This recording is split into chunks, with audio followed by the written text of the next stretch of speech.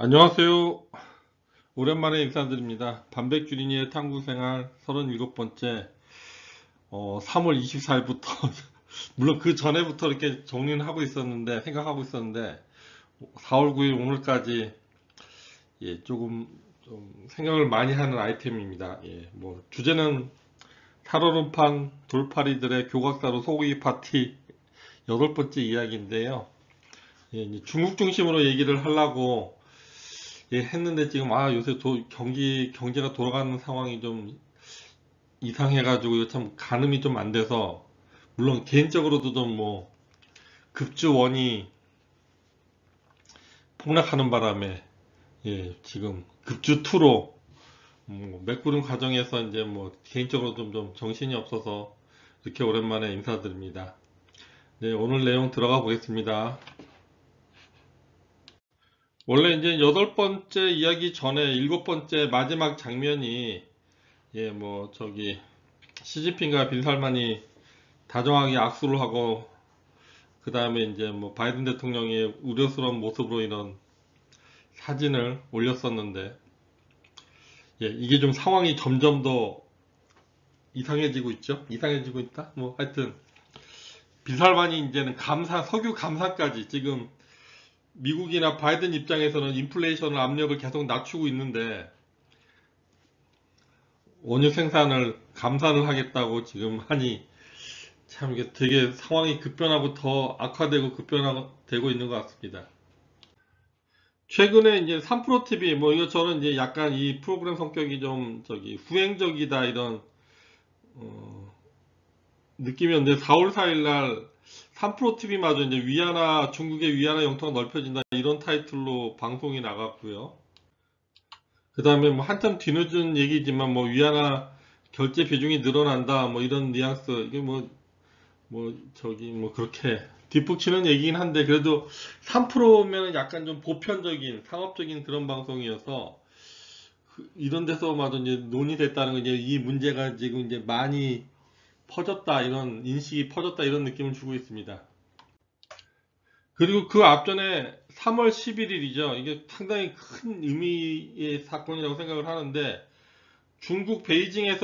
중국에서 사우디와 이란을 외교 관계를 복원하는 이런 이벤트를 만들었거든요. 이게 솔직히 말해서 누가 악의 축인지 모르겠지만 이 이란과 사우디가 오히려 그 미국의 주도하에 이 관계에 의해서 더 싸움을 부추기지 않았나 이런 느낌까지 가졌었고, 그다음 그 와중에 이제 사우디는 그 미국한테 잘 보이기 위해서 또 애썼던 과정인데, 이게 지금 오히려 이 판을 중국이 중재를 하면서 큰 변화를 일으키고 있지 않나 이런 생각을 갖게 하는 큰 일입니다. 터졌다고 저는 생각합니다.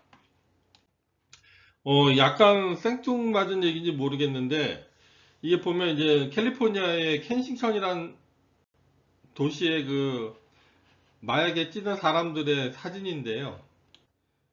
이게 원래 시작은 저도 이 정도 갈지는 몰랐는데, 이게 이제 미국의 그 건강보험제도가 이제 병원 가는데 비용이 많이 드니까 그 진통제를 많이 써서 이제 마약으로 넘어간다 이렇게 생각했는데, 그게 상황이 더 심하더라고요. 그러니까는 이제 처음에는 암 환자하고 시한부 상대로 해서 이제 극한 사람들의 고통을 덜어주기 위해서 시작이 됐던 거를, 제약사들이 이거를 돈이 되겠다고 이렇게 기회를 포착을 해가지고, 그 기회라는 게 뭐냐면 참 너무 황당해가지고, 그 진통제 처방을 보편화시키는 겁니다. 의사들 처방을 마구하게 좀 영업을 하고, 뭐 이렇게 무료 쿠폰까지 발행해가지고, 그 참 사람들을 진통제, 그러니까 결국에는 합법적인 마약 중독으로 이끌게 하는 그런 짓거리까지 하네요. 뭐 40조를 번 제약회사도 있다고 하는데, 결과적으로는 뭐 이게 상징적인 사진이지만 이 미국이란 나라가 그냥 합법적인 마약 진통제 쩌들게 하는 그런 결과를 초래하지 않았나. 그리고 원래 이 내용은 중국이라는 나라에 뻘짓을 기술을 하려고 했는데, 이거 뭐 과거 명청교체기에 뭐 청나라가 잘해서라기보다는 명나라가 망조가 들었듯이 이거는 지금 그 중국이 뻘짓하는 게 아니라 그 전에 지금 그러니까 중국이 잘하는 게 아니라 미국이 뻘짓하다가 그냥 스스로 자멸하는 거 아닌가 이런 느낌까지 드네요. 몇 가지 이런 뭐 만화를 보면 지금 로켓인데 미국 GDP가 지금 보면 로켓이 거꾸로 돼가지고 뭐 카운트다운 하고 있는데 지금 곤두박질 칠 것 같은 풍자 만화가 있었고요. 그 다음에 이제 뭐 소니까 이거는 이제 그 상승세를 말하는 거죠. 그러니까 미국 주식시장이 지금 침몰하고 있고 사람들은 이제 경악하는데 샴페인을 더 지금 분위기 파악 못하고 지금 마지막 상승장 배가 가라앉으면서 이제 이 선수가 올라가는 거죠. 밑에서 이게 배가 올라가는 게 아니라 가라앉고 있는 와중에 일시적으로 상승을 지금 즐기는 그런 상황 파악 못하는 지금 현상이 벌어지고 있는 거 아닌가 이런 풍자가 있고요. 그 다음에 이제 그 뭐 요새 시끄러운 그 저기 뭐냐 실리콘밸리 뱅크 뭐 저기 급하게 이제 앨런 재무장관이 예금 전액 보증하겠다 뭐 이렇게 하고 바이든은 난장판 책임을 물을 것이다. 근데 이 근원적인 거는 이제 트럼프하고 그 바이든 대통령이 서로 뭐 선거 경쟁하면서 그 코로나 시국에 달러 많이 풀어서 그게 자기네들 사고를 쳐놓고서 이걸 뭐 누구한테 책임을 묻겠다고 하는 거지. 지금 엉뚱한 소리나 이렇게 했었고 있습니다. 예, 이러한 문제를 이제 뭐 제일 집중적으로 해주시는 분이 이제 홍익희 교수님인데 그 과거 자료들 좀 다시 보면은 요거는 이제 중국이고요. 여긴 인도, 뭐 여기 러시아, 네팔 이렇게 있는데 계속 금을 모으고 있죠. 생산 역시 뭐 중국, 러시아 뭐 이렇게 많이 하고 있고요. 그리고 미국도 있긴 합니다만. 그 다음에 이제 중국이 또 수입도 많이 하고 있습니다. 이 두 번째는 이제 원래 그 국민들이 이제 금을 좋아하는 인도도 많이 하고 있고요.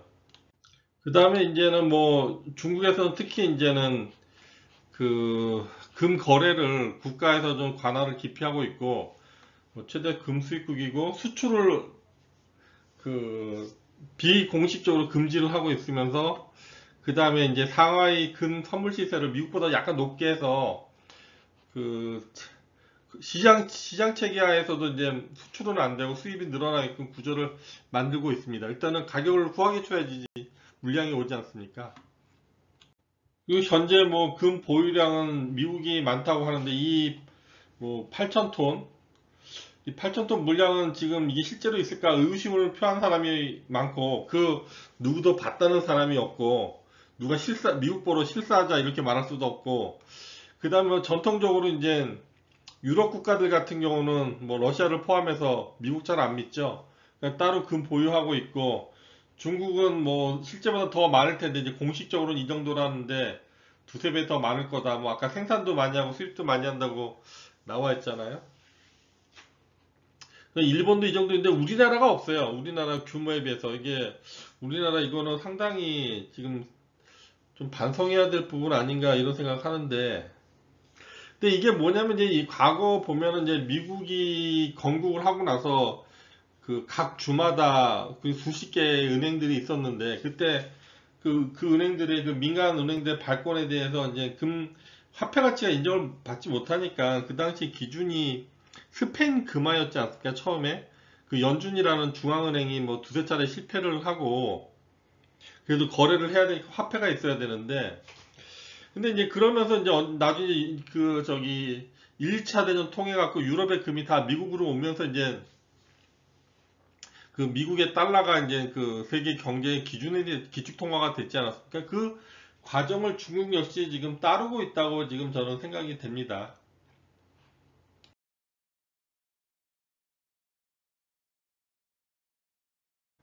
거기에 더해서 지금 이렇게 뭐 지도상으로 구분을 해놨는데 요번에 이제 그 우크라이나 러시아 전쟁하면서 일단은 이 점점 더 편이 갈렸잖아요. 그래서 이렇게 보면은 뭐 중국, 러시아, 그 다음에 이쪽에 미국 제재받는 이란, 그러니까 그 미국이 제재를 하는 건데 그 제재가 많아지면 결국에 이제 미국이 왕따가 안 되는 거 아니냐 이런 생각이 들 정도인데 어차피 이 유럽 같은 경우는 그 미 달러의 그 발행 남발을 우려해서 그 견제 심리가 있어갖고 유로화도 있고 아까 보시면 것처럼 금도 많이 모으고 있잖아요. 갖고 있잖아요. 그래서 이쪽도 뭐 이게 같은 편이라고 볼 수 없고 실제로는 요 정도밖에 안 될 수도 있다. 지금 남미 쪽도 지금 민심 위반이 심상치 않고 그래서 지금 이 상황이 지금 달러가 급속히 위축되는 상황이 아닌가. 아직까지 뭐 기축통화라고 하는데 그 지금 이게 좀 과거 전쟁이 나면은 더 달러 가치가 더 강해졌던 현상이 있었는데 그마저도 없어진 것 같고 지금 보면은 이 러시아, 인도도 좀 애매하죠 입장이. 브릭스 국가들 중에 이제 브릭스 국가들 힘이 지금 합쳐지는 성향이 좀 있는 것 같고요. 거기에 최근에 뭐 말레이시아도 그렇고 IMF에 대항하는 뭐 AMF도 만들자 이렇게 중국에 건의하고 있고 이 판이 심상치가 않습니다 지금 상황이. 그다음에 뭐 좀 뭐 과거 기사긴 한데 지금 뭐 호주도 철강석을 싣고 와갖고 중국에서 그냥 위안화를 그 뭐 현물로 받아가고 그랬다는 게 있는데 이제 이런 그 과거 이제 이란이 혁명 나고 난 다음에 우리는 달러 안 받겠다 이렇게 선언하고 그냥 유로화로만 결제하기도 하고 그래서 미국의 미움을 더 받기도 했던 그러니까 페트롤 달러로만이 석유를 살 수 있다 원유를 살 수 있다 이 공식이 지금 깨져가고 있는 거 아닌가. 그리고 이제 뭐 이건 약간 좀 옛날 자료인데 그 각 중앙은행에서 이제 보유 통화 비중이 미국 달러가 62%인데 이게 계속 줄고 있고요. 그 다음에 이제 하루 석유 소비량 같은 경우 이전 미국이 2,400만 톤, 우리나라가 200, 우리나라 뭐 10배 정도 되네요. 근데 이제 최대 석유 수입 국가가 미국에서였다가 이제 이 사용량이 지금 미국에서 셰일 오일의 발견으로 인해 가지고 이 부분이 다 자체 수급되고 있잖아요. 그러면서 이제 자연스럽게 이 그 미국에 이어서 이제 2위의 소비량을 갖고 있던 중국의 소비량이 많아졌고, 그 다음에 중동 국가들 역시 그럼 미국에 수출하던 물량이 사라져 버리고 중국으로 하게 되면서 이제 페트롤 달러의 이 위상이 줄 수밖에 없는 구조가 돼버린 거죠.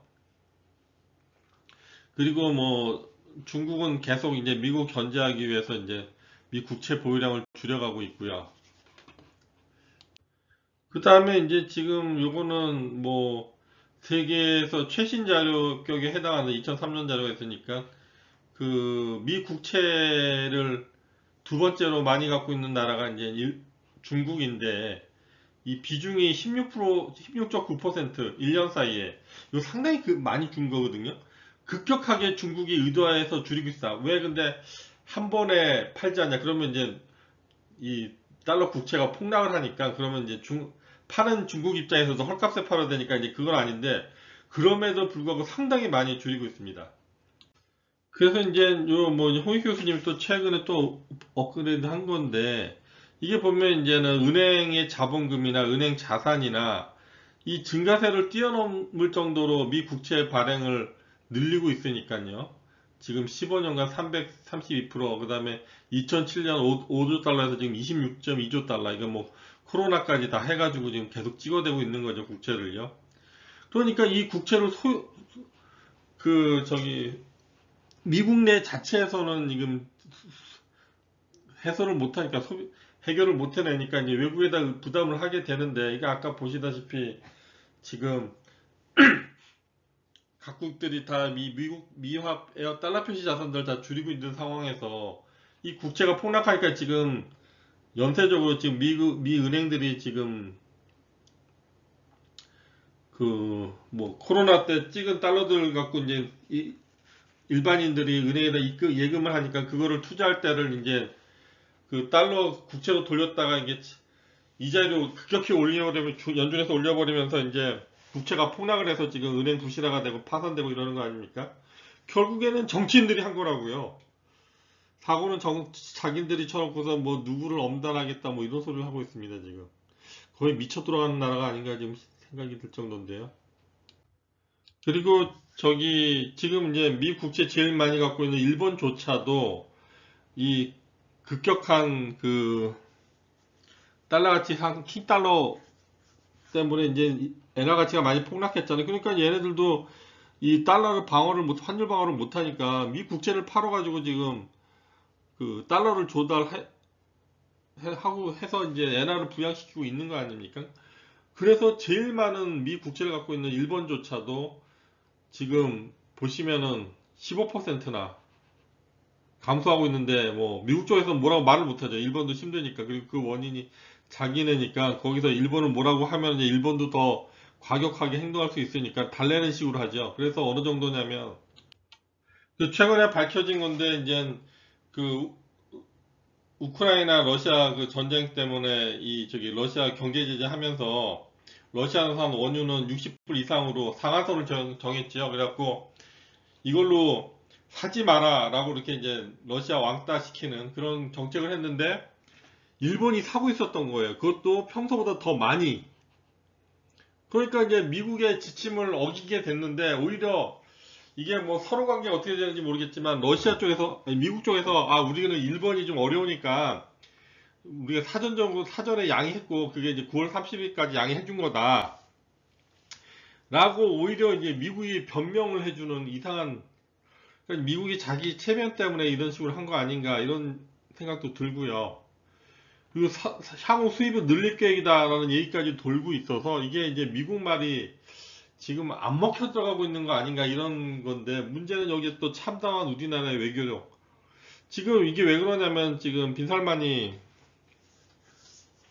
감사를 하면서 지금 또 원유 가격이 지금 80달러 후반대로 지금 가고 있는데, 이게 왜 우리나라가 문제냐면 다른 데들은 러시아에서 싸게 구입을 하고 있잖아요. 그러면 우리나라는 뭐가 있냐면 석유화학 산업이 원유를 수입을 해서 이거를 가공을 해가지고 뭐 휘발유, 디젤, 뭐 거기다 이제 제일 끈적끈적한 아스팔트까지 다 우리나라가 석유화학 산업이 그거를 원유를 각용하는 사업이란 말이에요. 근데 다른 나라보다 이렇게 비싸게 해서 일본처럼 싸게 사온 60불대 사오는데 우리는 80불대 사가지고 이거 석유화학 제품을 가격을 제대로 받을 수 있냐 이 문제죠. 지금 무역 적자도 심한데.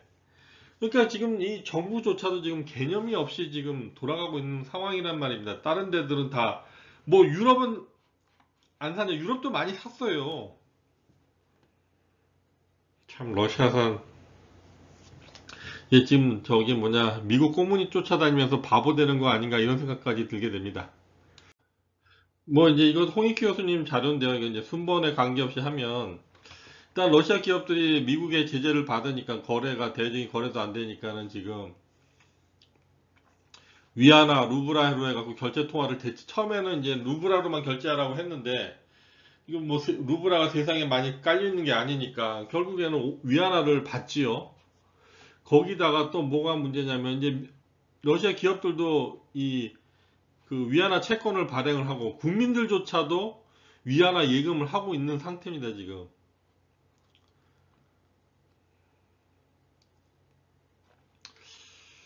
예. 그 다음에 러시아 정부는 위안화 표시 국제 발행까지 하고 있고, 그리고 위안화 결제 통화로 사용하기로 했다. 그러니까 이제 러시아 바이어들이 한국보로 야 우리 달러 말고 위안화로 결제하면 안 돼? 뭐 이런 시도들이 있고 상황이 돼버렸고, 그 다음에 이제 러시아 현물시장 매출액에서 위안화 점유율이 40%로 이제 급격히 늘고 있는 거죠. 뭐 그 저기 뭐냐 미국에서 규제를 한다 하더라도 그냥 달러 들고 가서 러시아랑 거래할 수 있었던 거였거든. 근데 이제 실질적으로 이제 위안화 거래 비중이 높아지고 있는 거죠. 그 뿐만 아니라 지금 이 브라질 외환 보유고 중에서도 유로화를 제끼고 2위다. 그럼 1위는 이제 달러겠죠. 근데 이제 이 브릭스 국가 중에 하나인 브라질조차도 이제 그 국제 결제 비중이라든가 그 다음에 자산 보유액이 위안화로 늘어나고 있고, 뭐 엔화를 제쳤다 이러는 거 보면 이게 지금 그 뭐 아까 보여드렸던 2018년 통계 이런 것들이 지금 별로 상황이 지금 러시아 우크라이나 전쟁하면서 위안화 이상이 지금 급격히 올라가고 있습니다. 그 다음에 이제 뭐 패권 국가죠. 인도 지역 패권 국가. 이 서남아시아의 이 인도조차도 이제 야 뭐 무역할 때 뭐 달러 쓸 필요 있냐 그냥 우리 루피아 쓰자 이래갖고 어쨌든 이 저기 뭐냐 달러의 위상을 자꾸 이제 좀먹는 상황들이 발생을 하고 있는 거죠. 여기에 이제 말레이시아도 그러겠다 이렇게 하고 루피아 사용한다 뭐 이런 식으로 거래가 생기고 있고요. 그리고 또 이제 디지털 위안화 뭐 가상화폐 같은 식으로 그냥 스마트폰에서 우리 그냥 계좌 이체하듯이 뭐 이런 일대일로 국가들 관여 국가들 이제 이쪽으로도 영업을 위안화 위상을 영업을 하고 있다는데 일단은 뭐 유럽 쪽은 차지하고라도 이쪽에는 지금 많이 먹혀 들어갈 것 같고 있고요. 이쪽 아래쪽에서도 뭐 파키스탄도 중국이고 그다음에 이쪽들이 그 중국한테 그 차관을 많이 받은 나라들이잖아요. 그러니까는 그 많이 쓸 확률이 높아질 거로 보고 있습니다. 현재 미국 눈치 보고 있고 그다음에 국제적인 그 통계가 결산이 안 되고 있지만 위안화가 지금 뭐 상용화 디지털 위안화가 스마트폰 기반에서 그 많이 사용이 늘어가고 있지 않나 이렇게 추정을 하고 있습니다. 거기다가 그 사우디 재무장관이 아니 뭐 우리가 뭐 저기 그 꼭 달러만 받을 생각 없다. 그러니까는 우리가 이제 다른 나라에서도 뭐 달러 말고도 결제하겠다고 하면 우리는 오픈 마인드다. 결제. 뭐 이렇게 대놓고 이제 그 달러 무시하는 그 발언들을 하고 있고요. 그다음에 뭐 이런 것들은 뭐 당연히 빈살만 왕세자의 그 승인 하에서 뭐 바이든 냉대도 했고 뭐 중국이랑 여러 가지 하고 있고 브릭스 사우디도 가입한다. 뭐 하여튼 원유 판매 위안화 수용 검토 이거는 이제 그 제 생각으로는 이게 미국이 눈치가 그래도 조금은 보이고 지금 현재 뭐 사우디아라비아에 미군 주둔 미군이 한 3,600명인가 뭐 이렇게 있다고 하니까 여하튼 미국을 계속 디스하고 그 다음에 그 감산한다고 하고 그래서 이 역시도 뭐 인도, 러시아도 위안화 결제 삼는 방안하고 있고 그러니까는 공식적으로 드러나진 않지만 계속 그 연기를 계속 피우고 있는 거죠. 온리 달러, 페트롤 달러 우리 무시할 거다. 적어도 위안화를 얼마나 쓸진 모르겠지만 하여튼 물밑 작업들이 많이 진행되고 있다는 느낌을 갖고 있습니다. 거기에다가 브라질이 이제 서로 각자 통화 서로 받아주기로 하고, 그 다음에 이제 미국 결제 스위프트망에서 대한 이제 그 위안화 결제 시스템 CIPS 활용한다. 이라크도 위안화 받는다. 그 다음에 이제 그 미국 중심의 그 국제은행 같은 경우 이제 돈을 못 받은 빌리고서 못 갚은 개발도상국들 있잖아요. 요새 또 킹달러 때문에 더 고생하고 있는 이런 개발도상국들도 일단은 위안화가 거래되는 폭이 점점 늘어나니까 위안화 차관을 빌리기 시작할 확대될 수도 있는 거죠. 예. 그리고 마지막으로 이제 뭐 달러 패권을 위협하는 5가지 움직임. 그러니까는 적어도 뭐 위안화를 많이 쓰는 것도 한 축이지만 그거 말고도 여러 가지 일들이 있는데 일단은 브릭스 기축통화 뭐 계속 연기가 나고 있고요. 그 다음에 브라질이나 아르헨티나 우리끼리 또 공동통화 만들자. 남미 쪽 떨어져 나가는 소리죠. 미국 영향력에서. 그 다음에 러시아하고 이란에서는 또 금 기반의 스테이블 코인을 만들자. UAE는 인도 비석유 무역의 루피 사용.